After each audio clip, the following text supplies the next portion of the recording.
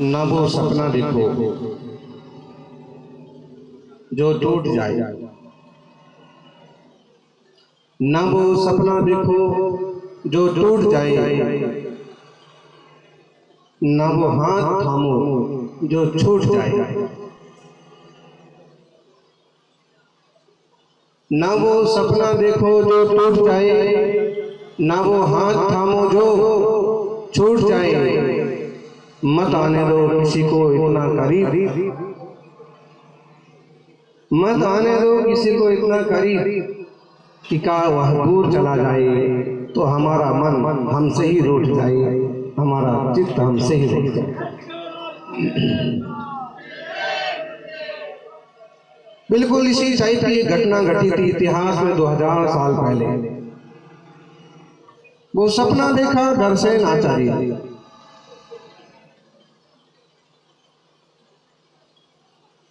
जिस महान ग्रंथ को सतखंडागम को सर पर रख करके गंधकुटी में विराजमान करके आपने शोभा यात्रा निकाली, उसे संबंधित सपना था। उनका बहुत दिन से चिंतन चल रहा था, विचार चल रहा था कि मुझे जो ज्ञान है, जो मैंने अपने गुरुओं से ज्ञान पाया है, मेरी आत्मा में जो ज्ञान है, ये ज्ञान मैं किसी को दे दूं, मेरी शक्तियां मैं किसी को सौंप दूं। अगर मेरा ज्ञान, मेरी यह शक्ति मेरे साथ चली गई तो इसमें बड़ी ज्ञान का लोप हो जाएगा, खत्म हो जाएगा, और उनको एक टाइप का समझ लीजिए विकल्प हो गया। ध्यान रखना, मुनियों को, ज्ञानियों को संसार का विकल्प नहीं होता है, उन्हें विकल्प होता है तो सिर्फ यही होता है कि धर्म कैसे जयवंत हो, जिनवाणी कैसे जयवंत हो, दुनिया का हर एक प्राणी सुखी कैसे हो, इंसान सच्चा इंसान कैसे बने, और हर एक घर परिवार में नैतिकता और संस्कारों का सिंचन कैसे। उन्हें अपने देह की चिंता नहीं होती है, उन्हें चिंता होती है धर्म की, उन्हें चिंता होती है दुनिया की। हम साधु हैं, यूं तो हमें अपने शरीर की भी फिक्र नहीं है, लेकिन कभी फिक्र आती है तो सारी दुनिया की आती है कि कोरोना के संकट में दुनिया का क्या हाल बेहाल हो गया। भगवान सबकी रक्षा करे, सबका जीवन अच्छा हो। उन्हें चिंता हुई, टेंशन हुई, विकल्प हुआ, मेरे को जो ज्ञान है, ज्ञान का क्या होगा।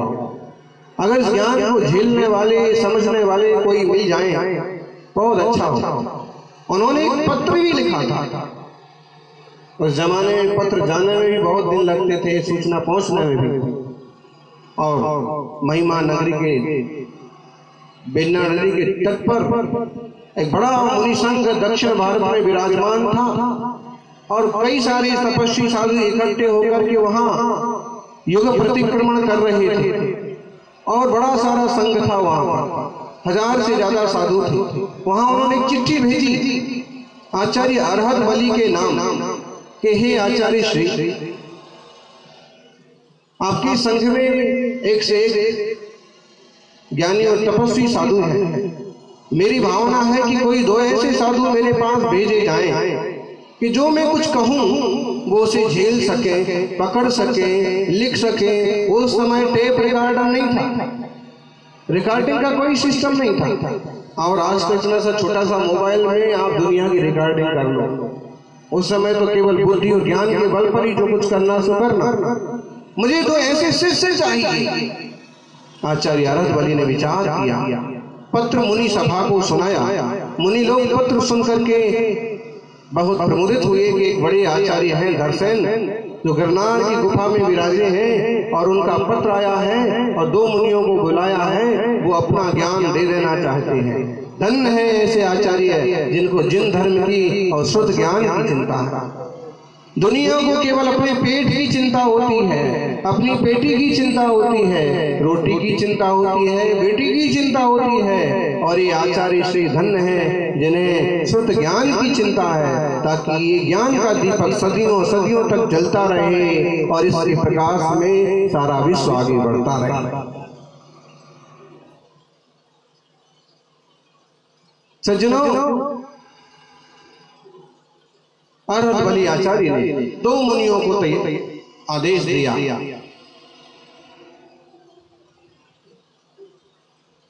वो दोनों मुनि पहले एक राजा थे और एक मंत्री थे, और दोनों ने राज छोड़ करके व्रत स्वीकार किया था। और आचार्य महाराज को भरोसा था कि जिनने राजकाज चलाया है, जिनने अपनी बुद्धि के बल पर इतने बड़े देश को सुखी किया है, निश्चित रूप से अपने ज्ञान के बल पर जिनवाणी को भी संभालने की क्षमता रखते हैं। और उन जिनमें एक काफी बुजुर्ग थे और एक कम बुजुर्ग थे, युवा थे, पहुंचे, आज्ञा मिली और वो निरंतर विहार करके पहुंचे। और उसी रात को धरसेन स्वामी ने सपना देखा। क्या सपना देखा?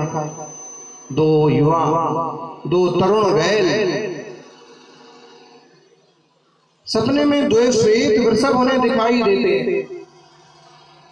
और जैसे उनका सपना टूटता है, जैसी नींद खुलती है, जो घंटे दो घंटे को विश्राम में गए होंगे, और जैसे नींद टूटी तो उन्होंने कहा जयदु सुददेवता। उन्हें एक छोटा सा मंत्र बोला, श्रुत देवता जयवंत हो, जिनवाणी जयवंत हो, विद्या जयवंत हो, सरस्वती जयवंत हो। क्यों? क्योंकि उन्हें सपने देख करके उन्हें इतने ज्ञान था कि अब क्या होने वाला है, और उससे उन्हें निश्चित हो गया कि निश्चित रूप से आज कोई दो मुनिराज आने वाले हैं। इस चिंतन मंथन के बाद जैसे ही उन्होंने आंखें खोली, ध्यान सामायिक के बाद जैसे ही उन्होंने आंखें खोली, तो वहाँ सूर्य उदय हो रहा है। और यहाँ गुफा के द्वार पर दो युवा मुनि हाथ जोड़ के खड़े हैं। आचार्य धरसेन महाराज की जय हो। हे आचार्य श्री, हम अरहत बलि आचार्य के द्वारा भेजे गए हैं और लंबी यात्रा करके आपके चरणों में उपस्थित हुए हैं। आप अपनी विद्या, आप अपना ज्ञान, आप अपनी शक्तियां हमें प्रदान करें। आपका जो आदेश होगा, जो आज्ञा होगी, हम उसे पालन करेंगे। आचार्य महाराज ने एक सपना देखा जिनवाणी सुरक्षा का, और उसका साधन तुरंत जुट गया। वो सपना देखो जो टूटे नहीं। उन्होंने कहा, आओ आओ वत्स, तुम्हें देख करके हमें बहुत प्रसन्नता हुई। आप लोग बहुत प्रज्ञावान मालूम पड़ते हैं, लेकिन अभी 3 दिन विश्राम करो, क्योंकि आए हुए किसी भी अतिथि से तुरंत कोई जवाब सवाल नहीं किए जाते हैं। 3 दिन एक साधना करो, एक विश्राम करो, उसके बाद हम ज्ञान प्रदान करेंगे, उसके बाद हम आपको अपनी शक्तियां प्रदान करेंगे। उन्होंने कहा जो आज्ञा। और जब उनका समय बीता, फिर उन्होंने वंदना की, नमस्कार किया और आज्ञा दीजिए। उन्होंने कहा कि लो, ये मंत्र लो, एक मंत्र आपके लिए है, एक मंत्र आपके लिए है। दोनों मुनि मंत्र लेकर के जाइए और गिरनार की चोटी पर जाकर के ध्यान कीजिए।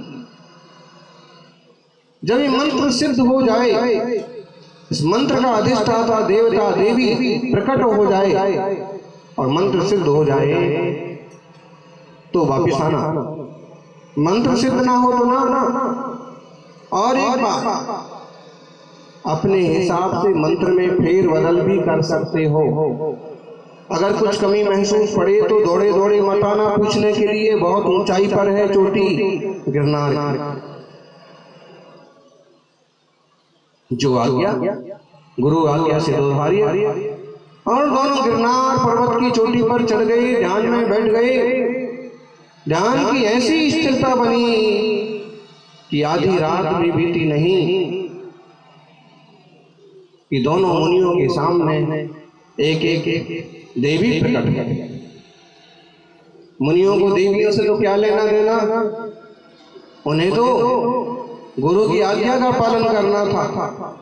और उन्होंने देखा कि विद्या सिद्ध हो गई। आंख खोल के देखा कि एक देवी आंख नहीं है, एक आंख से काणी देवी है। काणी तो रानी भी हो तो भी अच्छी नहीं लगती है ना।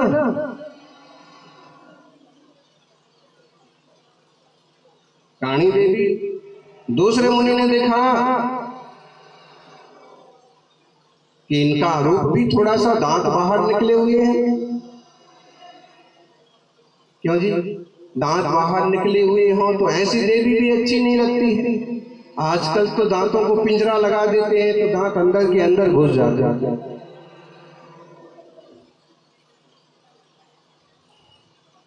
दोनों मुनियों को आश्चर्य हुआ। गुरुदेव ने मंत्र दिया, हमने सिद्ध किया। देवता तो ऐसे नहीं होते हैं। देवता बड़े सुंदर होते हैं, पूर्ण अंग होते हैं, दिखे तो चमत्कार हो जाए। हमें लगता है कि कुछ ना कुछ गड़बड़ है। फिर विचार किया कि हमने अपनी पूरी निष्ठा से जाप किया है, शक्ति से जाप किया है, हमारी निष्ठा में कमी नहीं। फिर मंत्र देखा। मंत्र को ध्यान से देखने पर उन्हें मालूम पड़ा कि मंत्र में कुछ कमी है। पुष्पदंत महाराज ने सोचा कि मंत्र में कुछ कमी है।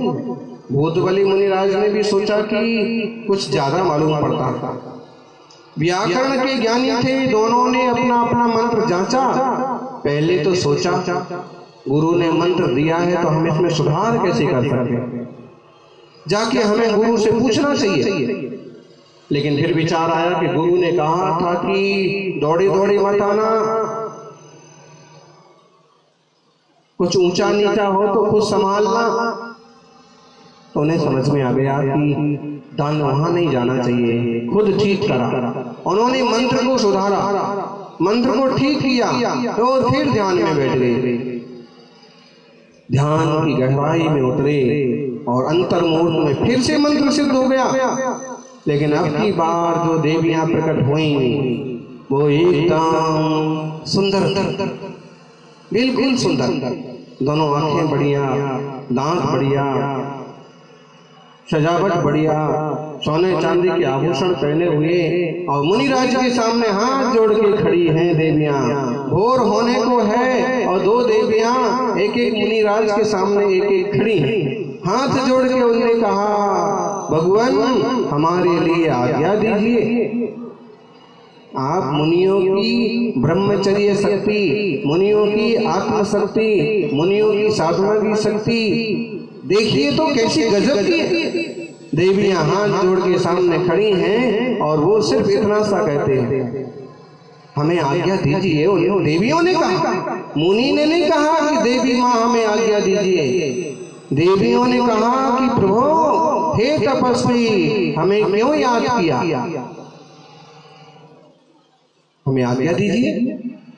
और मुनिराज कहते हैं, हे माते, हे देवी, हमारे गुरु का आदेश था कि इस मंत्र का जाप करो, इस मंत्र को सिद्ध करो। बस हमने अपने गुरु की आज्ञा पालन की है, हमें आपसे कुछ भी लेना देना नहीं। बोलो, आपके सामने देवी प्रकट हो तो क्या मांगोगे, क्या क्या मांगोगे जी?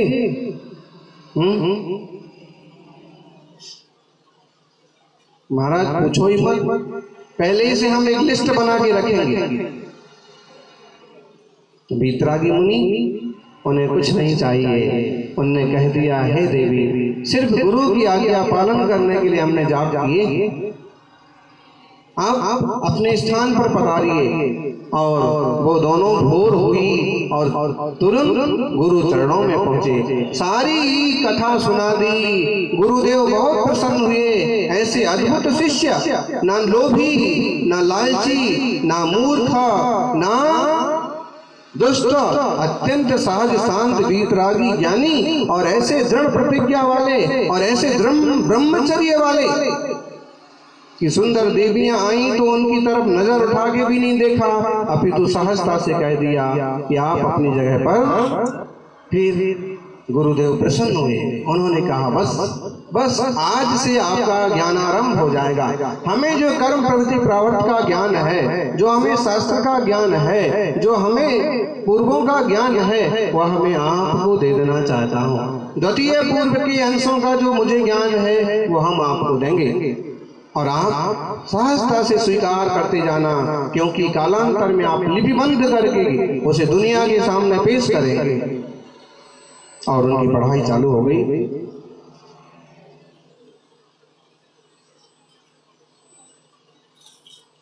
निरंतर गुरुदेव उपदेश देते और दोनों मुनि अपने दिमाग में स्टोर करते जाते। उस जमाने में इतना लिखने की व्यवस्था भी नहीं थी। और जब पढ़ाई पूरी हो गई, निरंतर दोनों टाइम 3-3, 4-4 घंटे जब पूरा ज्ञान जो उनको था, सारी शक्तियां, सारा ज्ञान दे दिया, तो एक दिन फिर उन्होंने कहा कि भाई बस शिष्यों, हमारे पास जो कुछ था श्रुत ज्ञान हमने आपको दे दिया, अब आप दोनों यहां से विहार कीजिए। गजब की बात है, अपने बच्चों की तरह जिनको रखा पढ़ाया और अब आप यहां से जाइए। हमारा जीवन बहुत थोड़ा है, हमारी समाधि होने वाली है, हम समाधि मरण करेंगे। दोनों ने कहा भगवान, हे पिता तुल्य गुरुदेव, आपकी समाधि हो और हम लोग यहाँ से चले जाएं? हाँ, तुम लोगों को यहाँ से जाना होगा। क्यों? क्योंकि अगर तुम यहाँ रहोगे तो हमारे राग में, हमारे प्रेम में तुम भूल जाओगे, जो कुछ पढ़ाया है वो भी गड़बड़ हो जाएगा। इसलिए हमारी समाधि हम करेंगे, अच्छे से करेंगे, आनंद से करेंगे, आप यहाँ से जाइए। गुरु का आदेश पालना पड़ा। दोनों मुनि वहां से गए, अंकलेश्वर पहुंचे। काफी लंबी विहार की यात्रा करके और गुजरात के भरूच के पास अंकलेश्वर में उन्होंने पहुंच करके भूतबली मुनिराज ने चतुर्मास किया और एक दूसरे मुनिराज पुष्पदंत जो थे वो सीधे कर्नाटक के वनवासी देश चले गए। पुष्पदंत मुनिराज ने 177 सूत्र लिखे और वो सब के सब सूत्र अपने भांजे, अपने भानेज के साथ, जिन पालित के हाथों में उसे मुनि बना करके, उसे समझा करके, उसे ज्ञान दे करके भूतबली मुनि आचार्य के पास भेजा। इनके नाम ये नहीं थे, इनके नाम तो कुछ और थे, लेकिन जब देवताओं ने इनकी ऐसी महिमा देखी तो एक देवी ने नाम रख दिया था उनका, दांतों को देख करके पुष्पदंत, और दूसरे मुनिराज की पूजा देवताओं ने, भूतों ने की, उनका नाम रख दिया भूतबली।